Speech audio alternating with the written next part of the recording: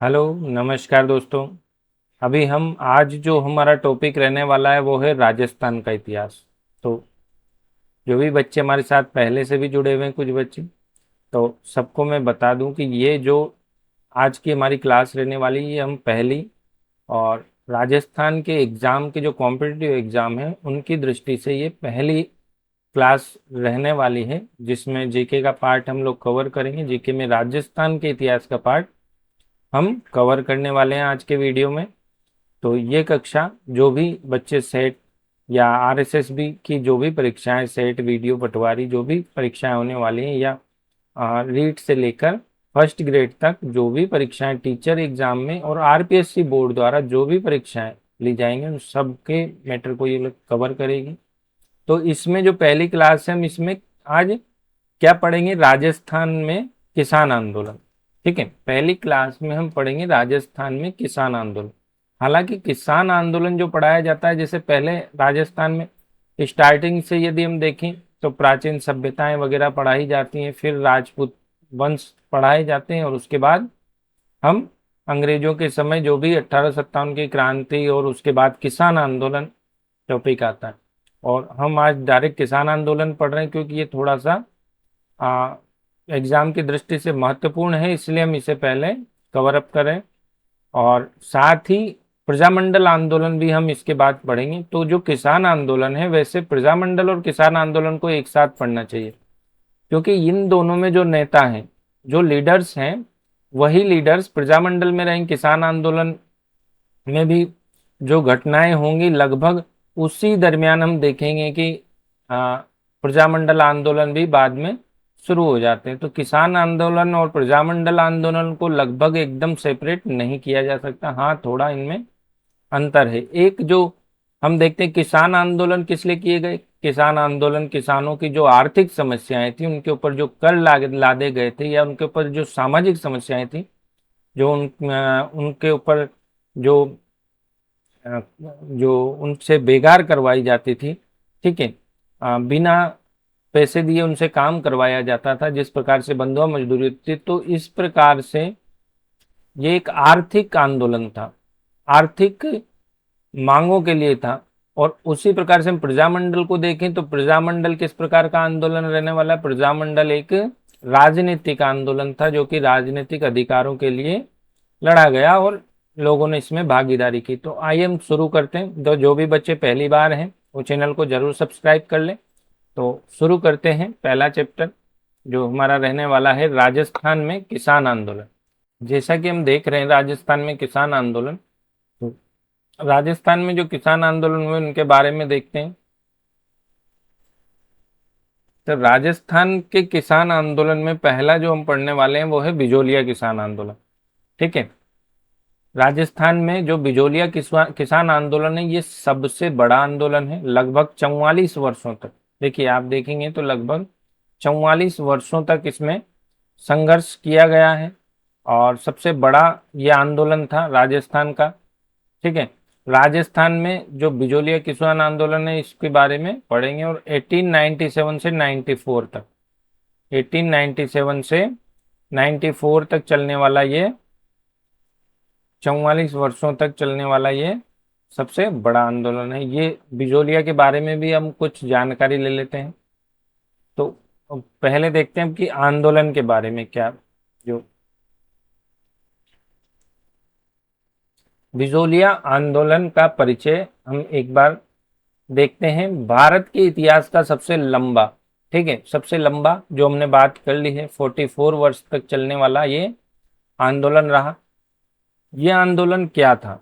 ठीक है, पहली बात तो बेसिकली आती, किसान आंदोलन थे क्या, और किसान आंदोलन की पृष्ठभूमि क्या रही। देखिए 1857 में जब 1857 की क्रांति हम सब ने देखी, मतलब पढ़ी है, बच्चों ने भी स्कूलिंग में भी पढ़ते हैं 1857 की क्रांति। तो 1857 की क्रांति के बाद हम देखते हैं कि राष्ट्रीय स्तर पर जिस प्रकार से नील विद्रोह हुआ, पाबना विद्रोह हुआ, और दक्कन में भी कुछ कृषक विद्रोह हुए। तो तीन विद्रोह हम बेसिकली जानते हैं जो इससे पहले के हैं बिजोलिया से। लेकिन यह पहला आंदोलन था जो कि एक संगठित आंदोलन था और अहिंसात्मक आंदोलन था। ठीक है, और सबसे लंबा था।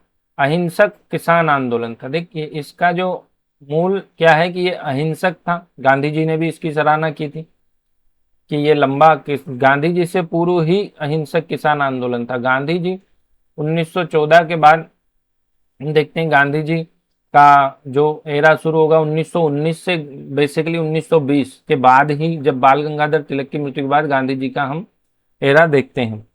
तो कहाँ, वर्तमान भीलवाड़ा जिले में, ठीक है। क्या था, मेवाड़ राज्य के बिजोलिया ठिकाने के जागीरदार के अत्याचारों के विरुद्ध किसानों का संगठित सत्याग्रह था। तो जो बिजोलिया जागीर थी वहां का जो जागीरदार था, ठीक है। पहले वहां गोविंद दास जागीरदार थे, जो 1894 में उनकी मृत्यु होने के बाद किशन सिंह जागीरदार बनते, ठीक है। और किशन सिंह के समय से ही जो ये समस्याएं हैं वो शुरू होती है, और समस्याओं के साथ देखिए 1897 में ये आंदोलन भी स्टार्ट होता है। तो उसके बारे में भी हम जानेंगे। पहले हम देखते हैं कि समस्या क्या थी और क्यों शुरू हुआ, ठीक है। तो बिजोलिया ठिकाने में जो अत्यधिक कर लिए जाते थे या अत्याचार थे, उनके खिलाफ किसान संगठित हुए। कहाँ हुआ, भीलवाड़ा जिला में, और राजस्थान के भीलवाड़ा जिले में कौन सी जगह है, बिजोलिया, ठीक है। मेवाड़ रियासत का ये प्रथम श्रेणी का ठिकाना था। किसका था, मेवाड़ रियासत का ये प्रथम श्रेणी का। देखिए मेवाड़ रियासत में 16 प्रथम श्रेणी के ठिकाने थे, 32 ठिकाने थे बी, और बचे गोल, ठीक है। 3 प्रकार की वहां रियासतें थी, 32, 16, 32 और गोल, ठीक है। ये आप जो ये प्रशासनिक जो ढांचा पढ़ेंगे, जब प्रशासन पढ़ेंगे तब आप ये सब पढ़ेंगे, लाग बाग, और किस प्रकार की जमीन थी, किस प्रकार के जो अधिकारी थे, जिस प्रकार से एक अधिकारी अच्युपटलिक कई बार परीक्षाओं में पूछा गया, ठीक है, कई बार परीक्षाओं में पूछा गया। तो इसके बारे में आपको याद रखना है कि ये लेखा अधिकारी था, जो लेखा, जो लेन देन का जो ब्यौरा होता है उसको ये रखता था, ठीक है। उसके बाद हम देखते हैं कि कब हुआ, ठीक है। 1897 में, कब, 1897 में गंगाराम धाकड़ है, गंगाराम धाकड़ के पिता की मृत्यु हो जाती है। पिता की मृत्यु होने पर पहले क्या था कि किसी भी व्यक्ति की मृत्यु होने पर मृत्यु भोज दिया जाता था, ये जिसे नुक्ता बोलते हैं। तो उसके जो उनके मृत्यु भोज में कई गांव के लोग खाने के लिए आए हुए थे। तो वहां पर एक रूपरेखा बनी, जो एक नेता है साधु सीताराम दास, ठीक है। कौन है, साधु सीताराम दास। उन्होंने एक, मतलब लोगों को सहमत किया या उनको समझाया बुझाया कि महाराणा को जो उनके ऊपर अत्याचार हो रहे हैं उसके बारे में अवगत कराना चाहिए। तो लोगों ने कहा बिल्कुल, राय तो सही है। तो महाराणा को अवगत कराने के लिए 2 व्यक्तियों को पाबंद किया गया कि 2 व्यक्ति वहां जाएंगे और महाराणा को हमारे बारे में जो भी समस्याएं हैं उनके बारे में बताएंगे, ठीक है साहब। तो यहां से जो मृत्यु भोज से 2 व्यक्ति कहाँ गए, महाराणा के पास। कहाँ गए, महाराणा के पास समझाने के लिए। कौन थे, नानजी पटेल, नानजी पटेल और ठाकरे पटेल। ये 2 व्यक्ति कहाँ गए, महाराणा के पास गए। लेकिन महाराणा ने इनकी बात सुनी, लेकिन जो वहां एक जांच के लिए व्यक्ति को भेजा, जिसने जांच वोच करके बताया कि बात तो सही है, किसान एक्चुअली में परेशान है, लेकिन उस पर कोई कार्रवाई, क्योंकि ठिकानेदार के ऊपर था, ठिकानेदार ऊपर कर देता था। तो ठिकानेदार के ऊपर कोई ठोस, कहें तो मतलब कोई रियायत उसने दी नहीं किसानों को, बल्कि उल्टा जो नानजी पटेल और ठाकरे पटेल थे, इनको निर्वासित कर दिया अपनी रियासत से। अब ये तो अच्छे के लिए गए थे, अब इनको निर्वासित कर दिए जाने के बाद, कुछ जुर्माना इन पे लगाने के बाद, जब जुर्माना इन्होंने भर दिया तो इनका निर्वासन रद्द कर दिया गया। तो ये निर्वासित होने से तो बच गए, किंतु किसानों को कोई इससे लाभ प्राप्त नहीं हुआ, ठीक है। उसके बाद हम देखते हैं कि जो साधु सीताराम दास थे, जिन्होंने सबको एकत्र किया था 1905 में, वो एक मित्र मंडल नाम से एक संस्था बनाएंगे और लोगों को जागरूक करने के लिए लोगों को जागरूक करने के लिए और लोगों को संगठित करने के लिए वो संस्था बनाएंगे। उनके साथ देखिए, जो प्रथम आंदोलन है, इसके अंदर जो ये बिजोलिया का आंदोलन है, इसके 3 चरण हम पढ़ने वाले हैं। ठीक है, 3 चरणों में पढ़ेंगे, फर्स्ट, सेकंड और थर्ड। ठीक है, तो अभी आगे देखते हैं, हम वो 3 चरण भी आएंगे। 1941 में जैन के नारे के साथ ये समाप्त हो गया। प्रसिद्ध क्यों था? 84 प्रकार की लाग बाग। ठीक है, कितनी प्रकार की? 84 की लाग बाग, बेगार और भारी लगान वसूला जाता था। और गांधी जी युग से पहले का किसान जागरण था, जिसमें अहिंसात्मक था। ठीक है, सबसे लंबा चलने वाला था। और इसको द्वितीय चरण में हम देखते हैं, पथिक जी ने बहुत अच्छा वो राष्ट्रीय स्तर पर नाम दिलवाया था। तो इसके बारे में हम पढ़ेंगे, पहले हम स्टार्टिंग से पढ़ते हैं। ठीक है, तो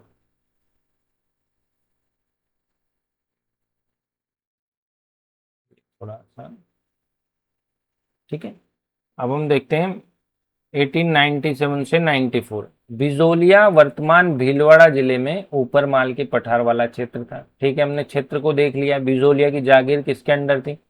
राणा सांगा के अंडर थी। और उन्होंने किसको दे दी? अशोक परमार को दे दी। अशोक परमार कहाँ के थे? भरतपुर के थे। और किस लिए दे दी? क्योंकि खानवा के युद्ध में, ठीक है, कौन सा युद्ध था?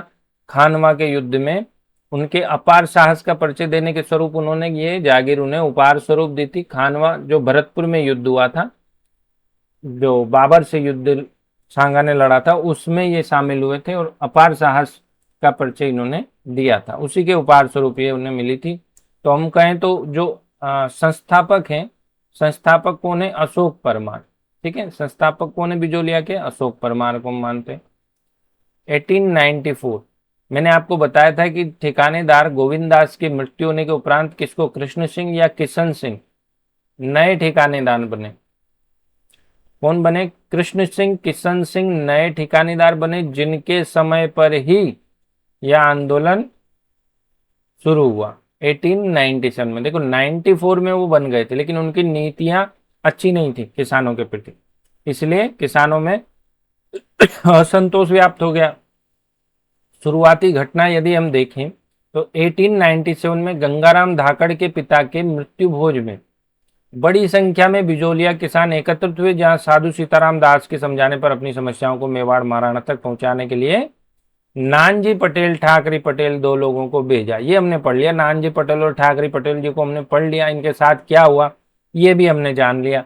ठीक है, जांच के उपरांत उनकी बातों को सही पाया, लेकिन इस पे कोई ठोस कार्यवाही नहीं हुई। ठीक है, इस पे कोई, इस पे देखिए, जो जांच दल आया था वो हामिद हुसैन के जो जांचकर्ता थे उसमें भेजा गया था, लेकिन उसमें कोई भी इनको रियायत नहीं मिली। ठीक है, और इनका निष्कासन हो गया था। इसके बाद हम देखिए 1897 से ही लगभग 1916 तक आंदोलन का प्रथम प्रथम चरण हम पढ़ते हैं, जिसमें कि जो लोकल लीडर्स थे उनके द्वारा इस आंदोलन को नेतृत्व प्रदान किया गया था, जिसमें साधु सीताराम दास थे, ब्रह्मदेव थे और फतेह सिंह चारण थे। 3 लीडर्स को हम मुख्यतः मानते हैं। ठीक है, तो प्रथम चरण में हम देखते हैं स्थानीय स्तर पर ठिकाने से कोई रियायत नहीं मिली, किंतु ठिकानेदार ने 5 रुपए का चवरी का रोल लगा दिया। ठीक है, 1903 में देखते हैं कि हम 5 रुपए का चौरी कर लगा दिया, जो अपनी पुत्री के विवाह करने पर ठिकाने को देना होता था। तो जो भी किसान अपनी पुत्री का विवाह करेगा वो 5 रुपए का चौरी कर किसको देगा? ठिकानेदार को देगा। ठीक है, अब इतना जो टैक्स देने के बावजूद आप देखें तो 87% टैक्स था। लगभग किसानों के पास साल भर में से 2 महीने का अनाज बच पाता था। तो ठिकानेदार 5 रुपए का चौरी कर लगा दिया। तो अब किसानों का जो है अपनी पुत्रियों का विवाह करना ही भारी पड़ने लगा। 1905 में साधु सीताराम दास ने किसानों को एकत्रित करने के लिए मित्र मंडल की स्थापना की। ये हमने अभी बताया मैंने आपको। तो जो ये चंवरी कर लगा दिया था, इसके लिए फिर बाद में 1904 में जो किसान जो थे संगठित होने लगे थे, और संगठित होकर इन्होंने आप देखेंगे संगठित होकर इन्होंने जो बूंदी और ग्वालियर के लिए पलायन शुरू कर दिया और साथ में जो जमीनें थी उन्हें जोतना बोना बंद कर दिया और 2 साल के लिए अपनी शादियां भी स्थगित कर दी। ठीक है, इससे ठिकानेदार को भी नुकसान हुआ और उसने दबाव में आकर क्या हुआ कि चौरी कर तो वापस ले लिया और साथ में कुछ टैक्स और बेगार वगैरह भी उसने हटाई। मतलब कुछ कर उसने कुछ आप कहें कि फौरी रियायत उसने दे दी, लेकिन चौरी कर जो मुख्य था उसको हटा दिया है। किसानों के साथ पहली बार किसानों को यहाँ पर सफलता प्राप्त हुई 1904 में। ये देखिए 1904 में चौरी कर वापस ले लिया और कुछ टैक्स भी कम कर दिया। ठीक है, इस चरण में स्थानीय नेता हमने पढ़ लिए सीताराम दास, फतेहकरण चारण और ब्रह्मदेव थे।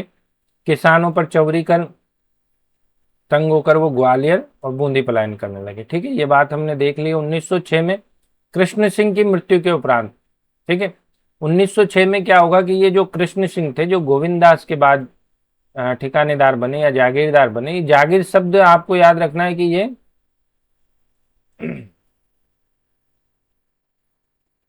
जो जागीर शब्द है ये फारसी शब्द है। ठीक है, तो ये परीक्षा में पूछा गया इसलिए आपको पता होना चाहिए कि जागीर शब्द जो है जागीर से ही जागीरदार बना है। ठीक है, तो जागीर से ही जागीरदार बना है। तो जागीर जो शब्द है फारसी शब्द है। ठाकुर पृथ्वी सिंह बने और नए जागीर पर मेवाड़ को उत्तराधिकार कर देना था। ठीक है, नए जागीरदार को मेवाड़ को उत्तराधिकार कर देना था। ये जो जो रीति चली आ रही थी उसको उनको निभाना था। उत्तराधिकार कर किसको देना था? मेवाड़ को। अब जब कोई भी टैक्स लगाया जाता है सरकार द्वारा या किसी भी द्वारा तो वो नीचे वाले व्यक्ति तक पहुंचता है, आम इंसान उससे प्रभावित होता है, उसके ऊपर भी उस टैक्स का भार पड़ना अवश्यंभावी है। क्योंकि आप देखेंगे कि ऊपर से ठिकानेदार ठिकानेदार अपने से नीचे जो किसान है उनसे टैक्स वसूलेगा। तो तलवार बंधाई नामक कर, ठीक है, तलवार बंधाई नामक नया कर जो ठाकुर कौन है? पृथ्वी सिंह। आपको ये याद रखना है कि ठाकुर पृथ्वी सिंह ने तलवार बंधाई कर, और कृष्ण सिंह जो हमने पढ़े वो क्या लगा रहे हैं? वो चौरी कर लगा रहे हैं और बाद में हटा भी ले रहे हैं। ठीक है, और कृष्ण सिंह के समय ही ये शुरू भी हुआ है आंदोलन। ठीक है, साधु सीताराम दास के नेतृत्व में 1000 किसान एकत्रित होकर ठिकानेदार से मिले, लेकिन इस पे कोई भी ध्यान नहीं दिया गया। 1914 में पृथ्वी सिंह की मृत्यु के बाद उनका अल्पवयस्क पुत्र केसरी सिंह कौन बनेगा? केसरी सिंह अल्पवयस्क होने के कारण सीधे नियंत्रण में भी आ गया मेवाड़ के, क्योंकि वो छोटे थे। तो उसको क्या है कि जिस प्रकार से केंद्रीय प्रशासन होता है उसी प्रकार से मेवाड़ में जो जागीरें थी उसका प्रशासन मेवाड़ के अंडर था। लेकिन जहां जागीरदार थे वहां जागीरदार संभालते, लेकिन ये जागीरदार अभी अल्पवयस्क थे तो एक प्रशासक को नियुक्त कर दिया गया, अमर सिंह राणावत को। ठीक है, तो अब डायरेक्ट सरकार के अंडर आ गया मेवाड़ के, तो मेवाड़ के सरकार के अंडर आ गया तो कुछ रियायत यहाँ के लोगों को किसानों को मिली बिजोलिया के। ठीक है, प्रशासक नियुक्त किया गया, किंतु भ्रष्टाचार में देखिए प्रशासक नियुक्त किया गया, कुछ रियायत भी दी गई, लेकिन जो यहाँ लोग थे नीचे वाले उन्होंने ये रियायत किसानों तक पहुंचने ही नहीं दी। ठीक है, आंदोलन का तीसरा चरण। ठीक है, ये हमने 2 चरण पढ़ लिए। ठीक है, ये हमने एक चरण अभी पढ़ा, ये तृतीय चरण नहीं है, ये है दूसरा चरण। ठीक है, ये है दूसरा चरण, आंदोलन का द्वितीय चरण। ठीक है, एक सेकेंड, आंदोलन का ये कौन सा चरण हम पढ़ेंगे? द्वितीय चरण। पहले हमने कौन सा पढ़ा? प्रथम चरण हमने पढ़ लिया जो 1915 तक चला। ये है द्वितीय चरण जिसमें स्थानीय नेतृत्व ने भाग लिया। उसके बाद हम दूसरा चरण पढ़ेंगे, तो दूसरे चरण में समझने वाली बात है कि ये जो नेतृत्व है अब इसे राष्ट्रीय स्तर की पहचान मिलने वाली। ठीक है, इसके साथ में राष्ट्रीय स्तर के नेता जुड़ने वाले हैं। तो आप देखेंगे कि जो साधु सीताराम दास है उनके कहने पर पथिक जी ने इसका नेतृत्व संभाला और साथ में माणिक्यलाल वर्मा भी साथ में माणिक्यलाल वर्मा भी उनके साथ जुड़ गए। माणिक्यलाल वर्मा तो बल्कि ठिकाने की नौकरी करते थे, नौकरी छोड़कर वो पथिक जी से इतने प्रभावित हुए कि नौकरी छोड़कर उन्होंने इस आंदोलन में हिस्सा लिया और पथिक जी के साथ उन्होंने इस आंदोलन का नेतृत्व किया। तो हम देखते हैं दूसरा चरण पूरा पथिक जी संचालन करने वाले हैं और इसको एक राष्ट्रीय पहचान दिलाएंगे। राजस्थान संघ और ऐसे संगठन बनाएंगे, ऊपर माल पंच बोर्ड बनाएंगे, ठीक है, इस प्रकार के वो संगठन बनाकर इससे पहचान दिलवाने वाले हैं। तो आइए पढ़ते हैं। 1914 में चित्तौड़ में विद्या प्रचारणी सभा। देखिए विद्या प्रचारणी सभा बेसिकली इसके संस्थापक हरिभाई किंकर थे। उन तो इसका जो चित्तौड़ में अधिवेशन हुआ, जिसमें कि साधु सीताराम दास के कहने पर विजय सिंह पथिक आए थे। उन्होंने इन्हें बुलाया था, जिन्होंने बाद में ओछड़ी में, ठीक है, किसने, विद्या प्रचारणी जो सभा थी इसकी जो ब्रांच थी विजय सिंह पथिक ने कहाँ खोल दी, ओछड़ी में, ओछड़ी चित्तौड़ में, जहां पर पाठशाला, लाइब्रेरी और अखाड़ों के माध्यम से लोगों को ठिकाने के अत्याचारों से बचाने के उपाय बताए जाते थे। ठीक है, कहीं एग्जाम में अखाड़ों को नहीं माना है, लेकिन पाठशाला और लाइब्रेरी के माध्यम से लोगों को ठिकाने के अत्याचारों के से बचाने के उपाय बताए। 1916 में देखिए कथन कारण में दिया गया था, इसलिए मैं काट रहा हूँ उसमें। हालांकि अखाड़ों को भी दिया था, लेकिन कथन कारण में पाठशाला खोल के उन्होंने जो जागरूक किया, तो वो सब हम देखें। पथिक जी साधु सीताराम दास जी के कहने पर इस आंदोलन से जुड़ गए 1916 में। तो हम 1916 में सेकंड चरण हम शुरू करते हैं। ठीक है, तो पथिक जी के प्रभाव से ही इस चरण में माणिक्यलाल वर्मा जी ने भी शामिल हो गए। तो इनके बारे में हमने पढ़ लिया है, नौकरी करते थे। हाँ, एक महत्वपूर्ण बात है जो मैं कह रहा था कि ये 1938 में मेवाड़ प्रजामंडल की स्थापना भी कर। तो माणिक्यलाल वर्मा जी देखिए प्रजामंडल से भी जुड़े, ये किसान आंदोलन में भी है। ये किसान आंदोलन 1941 तक चलता है, लेकिन प्रजामंडल की एंट्री आप देख लिए मेवाड़ में 1938 में हो जाती है। सबसे पहला प्रजामंडल जयपुर में 1931 में आ जाता है।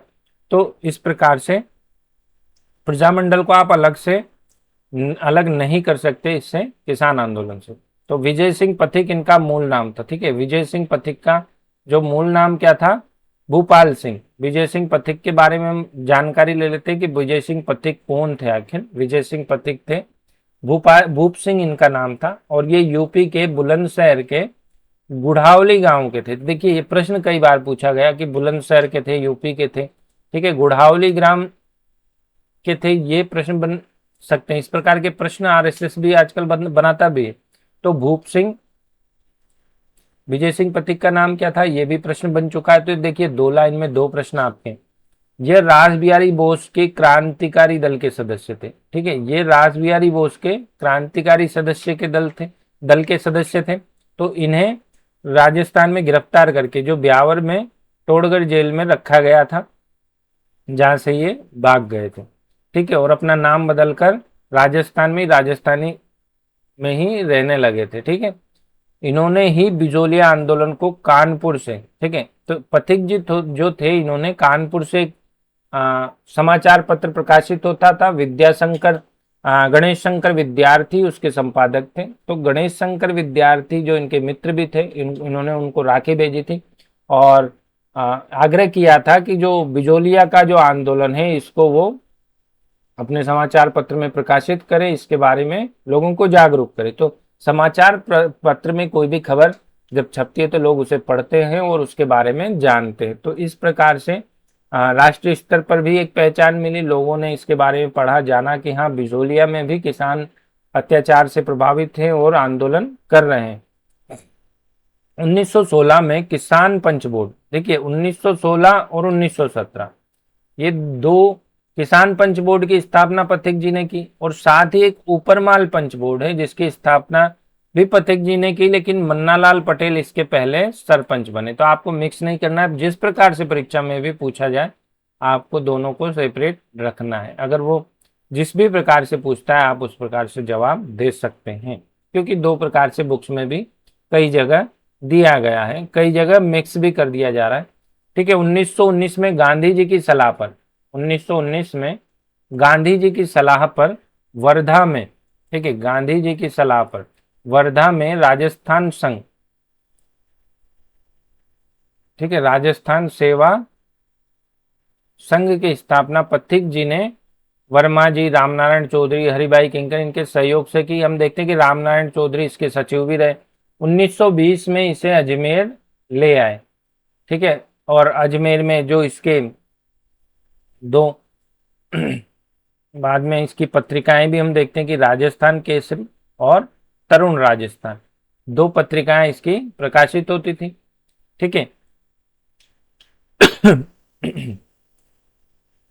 1920 में इसे अजमेर लाए और उसके माध्यम से दो पत्रिकाएं प्रकाशित होती थी, जिसमें कि ये बिजोलिया के बारे में ही उसमें छापते थे और जो भी जागरूकता थी वो फैलाते थे, जो आंदोलन चल रहे थे उनके बारे में। कांग्रेस के नागपुर अधिवेशन में 1920 में इसको जो है हम देखते हैं कि जो इसको इंट्रोड्यूस किया या इसको प्रस्ताव को रखा था बाल गंगाधर तिलक ने।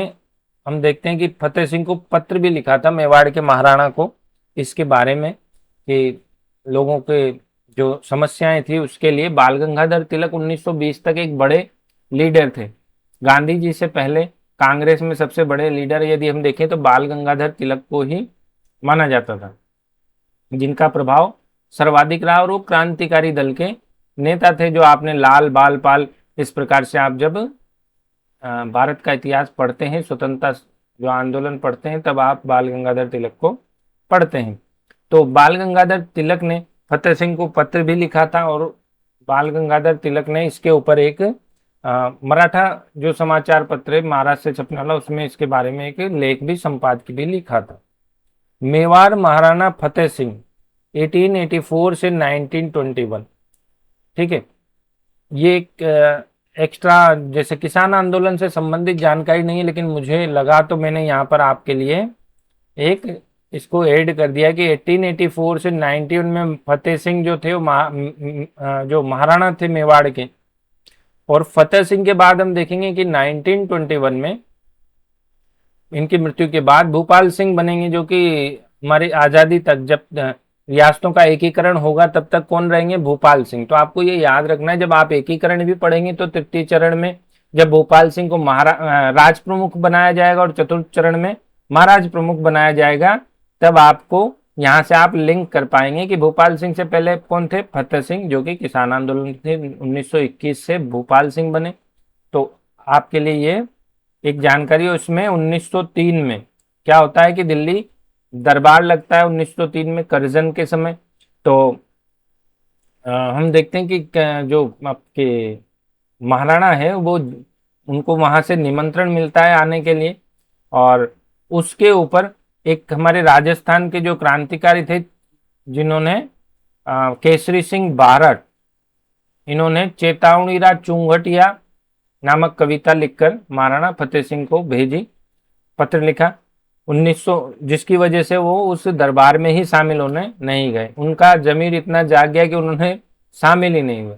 1919 में किसानों की समस्याओं के लिए, ठीक है, 1919 में किसानों की समस्याओं के लिए मेवाड़ सरकार ने न्यायमूर्ति बिंदुलाल भट्टाचार्य की अध्यक्षता में एक आयोग गठित किया, ठीक है। 1919 में एक आयोग गठित किया। एक जब नानजी पटेल, ठाकरे पटेल गए थे तब एक जांच करवाई गई थी, जांच के लिए किसी को भेजा था।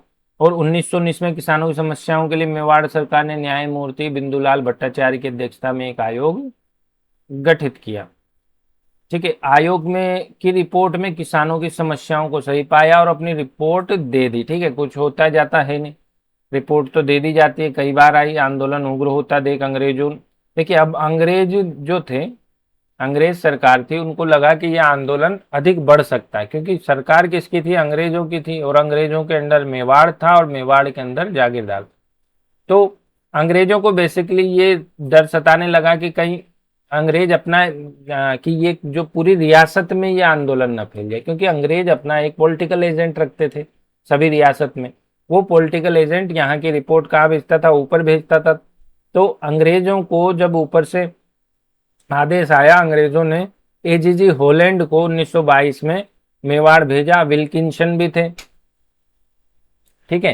तो विल्किंसन भी उनके साथ थे। एजीजी हॉलैंड ने 11 जनवरी 1922 को, ठीक है, माणिक्यलाल वर्मा, देखिए फरवरी 1922 को माणिक्यलाल वर्मा वो किसानों से ऐतिहासिक समझौता किया, वो 35 प्रकार के कर समाप्त कर दिए। ठीक है, ये डेट को हम अभी वेरीफाई करेंगे, जनवरी 1 फरवरी, तो शायद फरवरी हो सकता है। यह किसानों की बड़ी जीत थी। ठीक है, तो इसमें माणिक्यलाल वर्मा, एजीजी होलैंड और इनके बीच समझौता हुआ, 35 प्रकार के करों को समाप्त कर दिया गया और ये एक बड़ी जीत थी किसानों के लिए। अब 1922 में जो आंदोलन, जो समझौता हुआ, उसके बाद क्या हुआ कि जो ठिकानेदार था उसने ये समझौता मानने से इनकार कर दिया, उसने समझौते को लागू ही नहीं होने दिया क्योंकि वो इससे सहमत ही नहीं था। ठीक है, ठिकानेदार इस समझौते से सहमति नहीं था क्योंकि उसका नुकसान हो रहा था। उसने कहा मुझे इससे कोई मतलब ही नहीं भाई। आंदोलन का तृतीय चरण शुरू होगा, इसके बाद किसान फिर, मतलब जब किसानों को लगेगा कि अब ठिकानेदार ने उनकी बात मानी नहीं या उन्हें कोई फायदा हुआ नहीं, 35 लाख समाप्त भी कर दी गई, किसान खुश भी होली, लेकिन वो जो स्थिति जस की तस रही। आंदोलन का तीसरा चरण हम पढ़ते हैं, आंदोलन का तृतीय चरण 1923 से 1941, 1923 से 1941, 1923 से 1941, 1922 में वो समझौते को लागू नहीं होने दिया। ठीक है, तो आंदोलन और भी ज्यादा उग्र हो गया, तो दमन भी किया। 1923 में दमन मतलब उनको कुचलने का प्रयास किया, लोगों को गिरफ्तार किया गया। जैसे पथिक जी को 1923 में 5 साल के लिए गिरफ्तार कर लिया गया। 5 वर्ष बाद 1927 में जब वो छूटे तो कुछ समय बाद ही उनको फिर मेवाड़ से निर्वासित भी कर दिया गया। हालांकि जो वर्मा जी थे, जो माणिक्यलाल वर्मा जी थे, उनको भी गिरफ्तार किया गया था, लेकिन माणिक्यलाल वर्मा जी से जब ये 1927 में जब फिर से लोग किसान अपनी जमीनों को छोड़ देंगे और जागीरदार उन जमीनों को नीलाम कर देगा। ठीक है, किसानों का ये जो कहते हैं कि ये जो फैसला था ये गलत था, ये पथिक जी का था। तो पथिक जी के कुछ मतभेद माणिक्यलाल वर्मा से भी हो गए, तो उन्होंने इस आंदोलन से किनारा कर लिया और वो भैया अपना झोला उठाकर चल दिए। ठीक है, तो पथिक जी इस आंदोलन से अलग हो गए 1927 में। 1927 में इस आंदोलन से अलग हो जाएंगे। अब जो ये आंदोलन है, अब हम देखते हैं कि यह आंदोलन एक राष्ट्रीय स्तर का हो गया, लेकिन तृतीय आंदोलन क्यों है? क्योंकि यहाँ से यह आंदोलन और उग्र होगा और इसका सहयोग किसको, प्रजामंडल आंदोलनों का इसको सहयोग मिलना शुरू हो जाएगा, केंद्रीय नेतृत्व का इसको सहयोग मिलना शुरू हो जाएगा। ठीक है, और पथिक जी इस आंदोलन से हट जाएंगे और अब जमनालाल बजाज और हरिभाऊ उपाध्याय इस आंदोलन से जुड़ेंगे। ठीक है, माणिक्यलाल वर्मा जी कहने पर और गांधी जी के कहने पर जो जमनालाल बजाज हैं और हरिभाऊ उपाध्याय इससे जुड़ते हैं। जमनालाल बजाज जो सीकर के थे मूलतः और अपने जयपुर प्रजामंडल से भी जुड़े रहे, एक व्यापारी थे और आर्थिक रूप से मदद करते थे, और हरिभाऊ उपाध्याय को उन्होंने संचालन की जिम्मेदारी सौंपी थी इसकी। बाद में हम देखते हैं वर्मा जी के इस चरण में मुख्य लीडर बने और किसानों ने इस चरण को अपनी जमीनें छोड़ दी, जिसका फायदा ठिकादार ने उठा के नीलाम कर दिया। इसके बाद माणिक्यलाल वर्मा जी के आग्रह पर सेठ जमनालाल बजाज और हरिभाऊ उपाध्याय से जुड़े। जमनालाल बजाज ने इस आंदोलन का संचालन किसे सौंपा? हरिभाऊ उपाध्याय। ठीक है, जमनालाल बजाज व हरिभाऊ उपाध्याय के आग्रह पर ही 1941 में, आप देखो 1941 में मेवाड़ के प्रधानमंत्री टी राघवाचारी व राजस्व मंत्री मोहन सिंह मेहता, तो जो प्रधानमंत्री थे उनके कहने पर राजस्व मंत्री मोहन सिंह मेहता ने जो आंदोलन था इसमें किसानों से समझौता किया और जो आंदोलन को समाप्त करवाया। तो इसमें प्रजामंडल का भी सहयोग रहा, क्योंकि 1938 में ही माणिक्यलाल वर्मा ने प्रजामंडल से जुड़ गए, मेवाड़ प्रजामंडल की स्थापना की। इसके बाद उन्होंने मेवाड़ से निर्वासित भी कर दिया गया था। काले पानी की सजा के जेल में कुंभलगढ़ भी रहे थे बीच में, उन्हें जहां यातनाएं दी गई थी। ठीक है, उनकी पुत्री भी इसमें जुड़ी थी, उनकी पत्नी भी थी जो इस आंदोलन से जुड़ी थी और प्रजामंडल में बेसिकली वो ज्यादा भागीदार रही। उदयपुर में ही प्रजामंडल का प्रथम अधिवेशन भी 1941 में हम देखते हैं कि हुआ था। ठीक है, बाल गंगाधर तिलक ने इस आंदोलन के बारे में मराठा समाचार पत्र में, ये हमने पढ़ लिया है पहले ही। ठीक है, अब देखिए कि जो हम इसका एक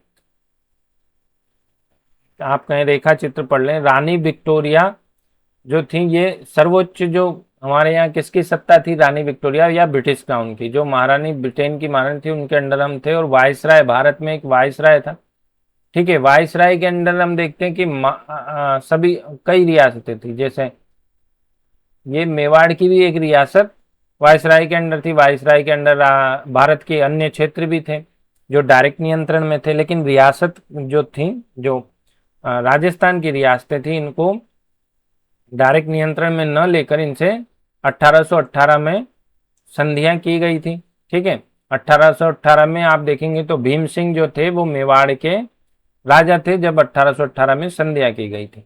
और अभी कौन है, भूपाल सिंह। तब कौन थे, भीम सिंह। अगर आपने इतिहास पढ़ेंगे तो देखेंगे कृष्ण कुमारी जो एक रानी थी, जो राजकुमारी थी, उनके विवाह के लिए जयपुर और जोधपुर में आपस में विवाद हो जाता है और युद्ध होते हैं।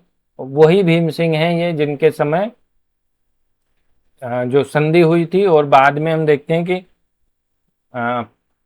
फतेह सिंह हमने पढ़े, फतेह सिंह के बाद हमने भूपाल सिंह को देखा जो एकीकरण के समय तक रियासत में महाराणा रहेंगे, ठीक है। बिजोलिया ठिकाना, तो ये मेवाड़ का जो रियासत थी फतेह सिंह की, इनके अंडर था बिजोलिया का ठिकाना, ठीक है। ऐसे कई ठिकाने थे, जैसे 16 तो ए श्रेणी के ठिकाने थे, 32 अन्य ठिकाने थे और गोल अलग।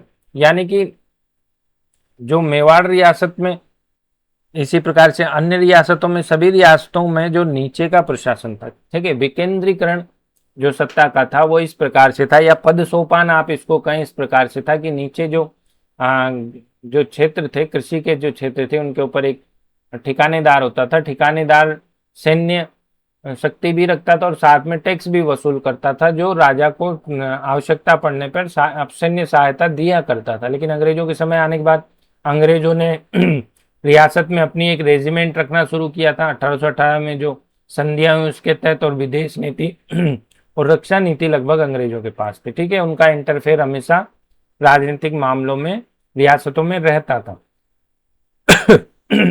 तो जो ठिकानेदार थे वो कृषकों से आप देखेंगे टैक्स वसूल करेंगे, और वो ऊपर महाराणा या जो रियासत के राजा होते थे वहां तक पहुंचाते थे, और राजा अंग्रेजों को टैक्स दिया करते थे। तो जो बिजोलिया ठिकाना था उसका संस्थापक अशोक परमार थे, जिन्हें खानवा के युद्ध में रियासत मिली। उसके बाद हम जो आंदोलन से जुड़े पढ़ेंगे तो गोविंद दास, जो 1894 मृत्यु होने के बाद कृष्ण सिंह के समय ही यह आंदोलन शुरू हुआ। सबसे इंपॉर्टेंट है कि उनके समय शुरू हुआ और उन्होंने ही चौरी कर भी लगाया था। पृथ्वी सिंह, जिनके समय तलवार बंधाई कर लगाया गया 1906 में। 1914 में केसरी सिंह, जो ये जिनके समय प्रशासक अमर सिंह राणावत को लगाया गया, जो अल्पेश थे, ठीक है। पृथ्वी सिंह कृष्ण सिंह के रिलेटिव थे, इसलिए उन्होंने उत्तराधिकार कर भी दिया, ठीक है। ये हमने पढ़ लिया है, ठीक है। अब हम एक बार इसको रिवाइज कर लेते हैं, एक वन लाइनर, ठीक है। तो ये 44 वर्ष का सबसे लंबा था। राष्ट्रीय महत्व क्या था, नागपुर अधिवेशन में प्रस्ताव पारित, गांधी पटेल का इसको समर्थन था, राष्ट्रीय आंदोलन, किसानों से मुद्दा जोड़ा, बारदोली सब प्रेरणा बना, ठीक है। कई आंदोलनों की ये बेगू, जिसके बाद बेगू, बूंदी, अलवर, शेखावटी, जो कई किसान आंदोलन हुए, इसकी ये प्रेरणा बना, क्योंकि 1897 में शुरू होने वाला सबसे प्रथम राजस्थान में जो रियासत में सबसे प्रथम राजस्थान प्रथम राजपूताना में प्रथम यही किसान आंदोलन था, ठीक है। भारत में हम पढ़ेंगे कलकत्ता वाले इलाकों में, या जो अंग्रेजों के अंडर थे, नीला आंदोलन, भारत और पावना विद्रोह वगैरह जो भी विद्रोह हैं वो हुए, लेकिन ये पहला था रियासत में। किसानों को क्या मिला, 84 प्रकार के लाग बाग समाप्त हो गए। बेगार, जो बेगार प्रथा थी वो समाप्त हो गई। मालिकाना हक किसानों को मिल गया, लाटा कूटा की जगह निश्चित लगान, और किसानों की पंचायत को मान्यता दी गई, ठीक है। तो 1941 में क्या मिला, ठीक है, महिलाओं ने इसमें भाग लिया, कोई हिंसा नहीं हुई, लोकगीत और लोक प्रचार हुए, ठीक है। तो ये कुछ प्रश्न हैं जो पिछली परीक्षाओं में पूछे गए हैं, उनकी प्रैक्टिस या उनकी जो वन लाइनर है मैंने आपके लिए बनाया है खास।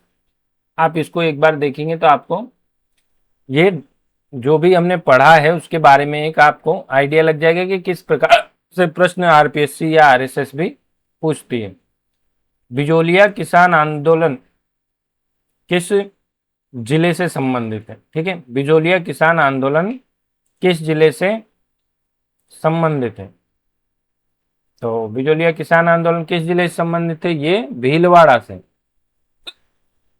और इसके लिए आरएस 2013 में ये प्रश्न पूछा गया था। बिजोलिया का संस्थापक नेता कौन था? ठीक है, बिजोलिया का संस्थापक नेता, बिजोलिया का जो आंदोलन के बारे में बेसिकली पूछ रहा है, जो बिजोलिया कृषक आंदोलन था इसका संस्थापक, बिजोलिया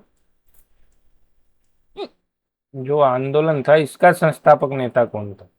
ठीक है, इस बारे में वो पूछ रहे हैं। तो साधु सीताराम दास व गंगाराम धाकड़ इसके सदस्य थे, संस्थापक सदस्य थे, जिन्होंने शुरुआत की, या जो आप देखते हैं इसमें प्रथम चरण में ब्रह्मदेव ब्रह्मदेव और फतेह करण चारण, ठीक है, ये भी किसमें थे? फर्स्ट। और साधु सीताराम था। इसी प्रकार सेकंड में यदि आप देखते हैं तो सेकंड में कौन थे? देखिए, सेकंड में थे पथिक जी और माणिक्यलाल वर्मा। और कौन थे?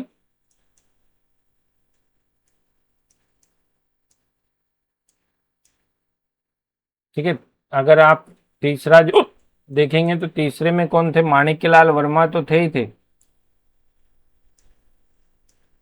और साथ में कौन थे उनके? जमनालाल बजाज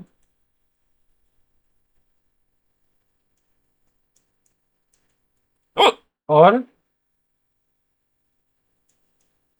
हरिभाव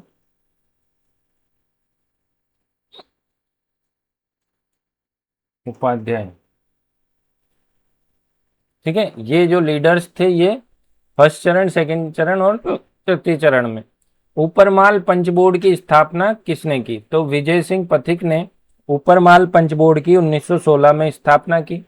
ये एसआई में पूछा गया। बिजोलिया में कितनी बार लाग बाग थी?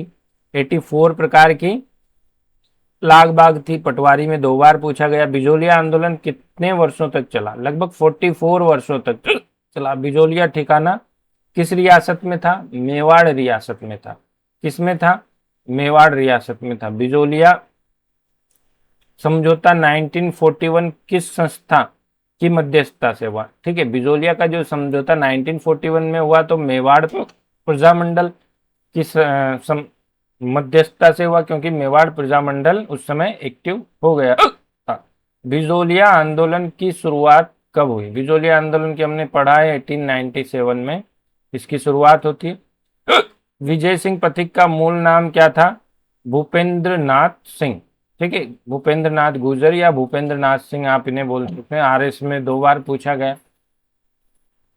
कहाँ के थे वो? बुलंदशहर यूपी के थे। हॉलैंड समझौता किस वर्ष हुआ?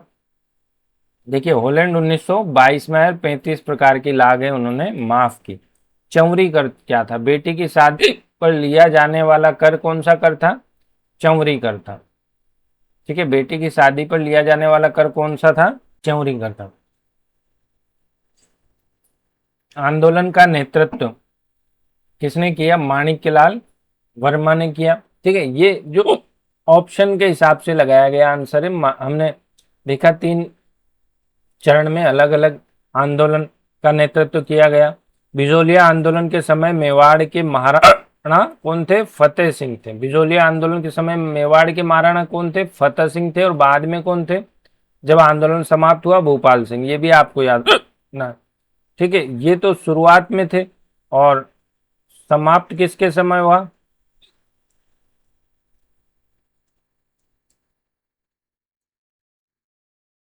महाराणा भोपाल सिंह के समय। किस अखबार ने बिजोलिया का प्रचार किया? देखिए, प्रताप जो अखबार था कानपुर से प्रकाशित होता था और गणेश शंकर विद्यार्थी जिसके संपादक थे। ठीक है,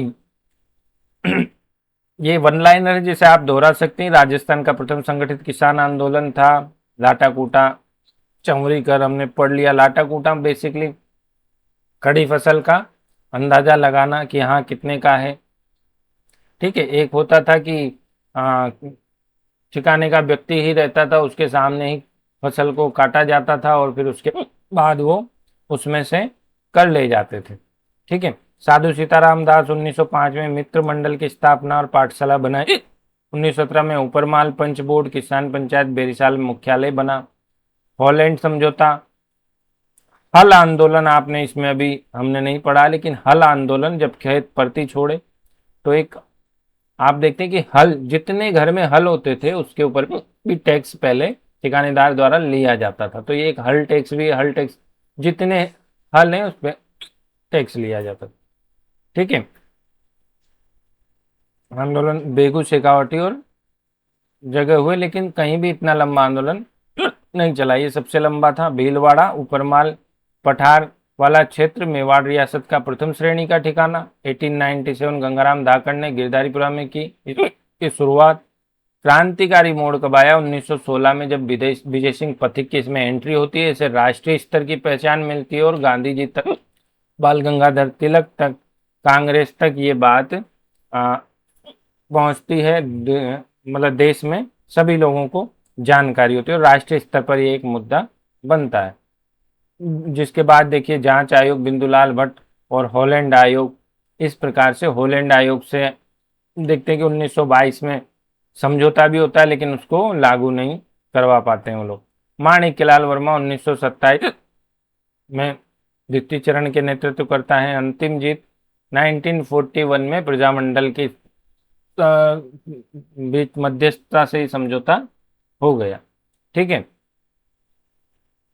इसके बाद हम देखते हैं। ठीक है, अब हम एक बार डेट कंफर्म कर लेते हैं कि जो ऐतिहासिक महत्व हमने देख लिया है। देखिए, एक बात जो लाग बाग हमने पढ़ी, फसल 84 प्रकार के लाग और लाटा कूटा फसल के अनुमान के आधार पर लगाए तय करने की शोषक व्यवस्था थी। बेगार क्या था? फोर्स्ड लेबर, बिना मजदूरी दिए किसानों से जबरन कार्य कर। ठीक है, बेगार क्या है? बिना लेबर दिए मजदूरी करवाना, मतलब बिना लेबर क्या बोलेंगे, जो मजदूरी नहीं दी जाती थी उसके बिना ही कार्य करवा लिया जाता था। अकाल में भी रियायत नहीं मिली। 1899 में अगर आप देखेंगे ये तो 56वां अकाल पड़ा था। ठीक है, 56वां अकाल, इस दौरान भी टैक्स में कोई छूट नहीं दी गई। ठीक है, चौरी कर हमने पढ़ा 1903 में 5 रुपए, कहीं कहीं हाँ ये कहीं कहीं 13 रुपए भी दिया गया, लेकिन एग्जाम में जब पूछा गया तो 5 रुपए ही मांग। तो बेसिकली 5 रुपए चौरी कर। तलवार बंधाई कर 1906 में जब पृथ्वी सिंह, तलवार बंधाई किसके समय? ये कृष्ण सिंह के समय। और तलवार बंधाई किसके समय? जो नए जागीरदार बने पृथ्वी सिंह के समय। प्रथम चरण स्थानीय और स्वतः स्फूर्त विद्रोह।